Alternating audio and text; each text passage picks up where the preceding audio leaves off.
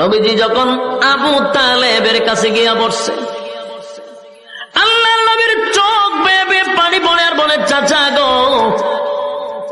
দুনিয়ার থেকে তো আপনি বিদায় হয়ে যাবে, মরণাপন্ন, কিন্তু আপনি যদি দুনিয়ার থেকে বিদায় হয়ে যান গো চাচা,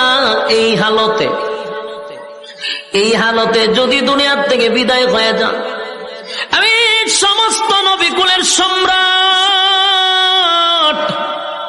আমি নবীদের নবী, সমস্ত নবীকুলের সম্রাট, ইমামুল মুরসালিন, খাতামুন নবিয়্যিন, নবী মুহাম্মদুর রাসূলুল্লাহ সাল্লাল্লাহু আলাইহি ওয়াসাল্লাম, সমস্ত নবীকুলের সম্রাট হইয়া কিয়ামতের মাঠে আপনার চাচাকে সুপারিশ করার মতো আমার কোনো সুযোগ থাকবে না, আমার কোনো ক্ষমতা থাকবে না আপনাকে সুপারিশ করা। তাই চাচা বিদায় হওয়ার আগ মুহূর্তে একটা বারের জন্য আমার কানে কানে কালেমা পড়ায়া শোনায়া দেন। আল্লাহর নবী বুঝতে পারছেন আবু জাহিল্লা বসা, আবু লাহাব বসা, মক্কার সব বড় বড় নেতা চতুর্দিকে বসা। আবু তালেব বলেন, ভাতিজা, আমি যদি কালেমা পড়ি, ওই দেখ আবু জাহিল্লা বসা, আবু লাহাব বসা, মক্কার সব লোক বসা, কালেমা পড়া যদি মারা যায়, সারা জীবন বলবে আবু তালেব মরণের সময় বাপ দাদার ধর্মের মধ্যে সুন কালিমাইরা মরছে। ভাতিজা রে, এই জন্য আমি পড়তে পারি না। আল্লাহর নবী বলেন, চাচা গো, জোরে পড়তে হবে না, জোরে পড়ার প্রয়োজন নেই, আমি আপনার টুডের সঙ্গে আমার কান লাগায়া দিব, শুধু আপনার টুটটা লড়াইয়া খালি কান পর্যন্ত আওয়াজটা পৌঁছায়া দেন, একবার শুধু কালেমার আওয়াজটা টুট লড়াইয়া আমাকে বুঝায়া দেন।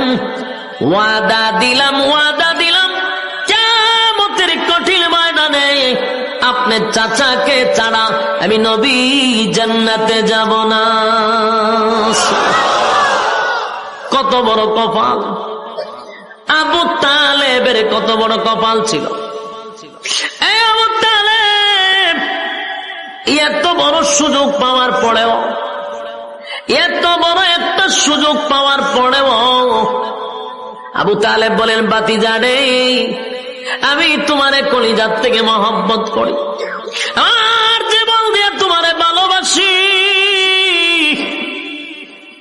আমি তোমারে ভালো করে চিনি, তুমি যে পয়গম্বর সেটা আমি জানি, তুমি আল্লাহর পয়গম্বর আমি জানি রে ভাতিজা, তাই তো আমি তোমারে সন্তানের চেয়েও বেশি মহব্বত করছি। ভাতিজা শুধু এখানেই নয়, আমি আরো জানি তোমার কালেমা যদি আমি না পড়ি, চিরস্থায়ী আমি জাহান্নামে যাব, সেটাও ভাতিজা আমি জানি। ভাতিজা, আমি আরো জানি তোমার কালেমা যদি আমি পড়ি, আল্লাহ তুই জান্নাতে যাব, সেটাও জানি। সুবহানাল্লাহ। বলুন আবু তালেব জানতো কিনা দিন ধর্ম ইসলাম সঠিক, নবী পয়গম্বর সঠিক, কোরআন সঠিক, সব জানতো। এরপর আবু তালেব বলেন, আমি সব জানি, কিন্তু আমি কালেমা পড়তে পারলাম না রে ভাতিজা, তোমারে মহব্বত করি, তারপরেও আমি কালেমা পড়ব না, কারণ আমি যদি কালেমা পড়ি, সমাজের মানুষ সারা জীবন আমারে বলবে বাপদাদার ধর্মের মধ্যে সুনকারে লাগাইছে, এটা বরদাস্ত করতে পারবো না, তাই আমি কালেমাটা পড়লাম না। আমি তোমার কালেমা না পড়িয়া তোমার আল্লাহর জাহান্নামটা বেছে নিলাম। নাউজুবিল্লাহ।